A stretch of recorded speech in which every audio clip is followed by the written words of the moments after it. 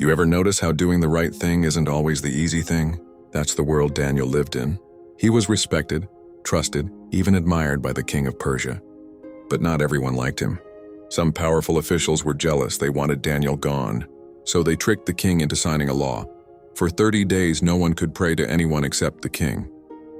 Break the law, you get thrown into a den full of lions, the kind that haven't been fed in days.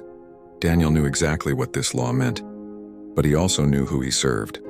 So he went home, opened his windows toward Jerusalem and prayed, just like he always did. No hiding, no fear. Of course, his enemies were waiting. They burst in, caught him praying, and ran to the king. The king was crushed. He loved Daniel, but even he couldn't undo the law. And so that night, Daniel was lowered into a pit of lions. Imagine the sound. The growls echoing off stone walls, the scrape of chains as the entrance is sealed with a massive rock. The king goes home sleepless, pacing the floor.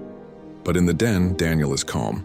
He prays, and then silence. The lions don't attack. God sends an angel to shut their mouths. At sunrise, the king rushes to the den and shouts, "Daniel, has your God rescued you?" A voice echoes back from the darkness. "My God sent his angel. I'm unharmed." The king is overjoyed. Daniel is lifted out without a single scratch.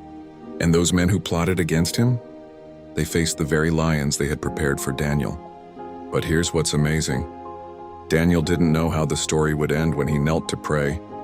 He just knew who he trusted. His courage wasn't about being fearless, it was about being faithful. Sometimes doing what's right can cost you. Sometimes it can feel like stepping into a den full of lions, pressure, risk, even danger. But Daniel's story reminds us, you're never alone in the dark.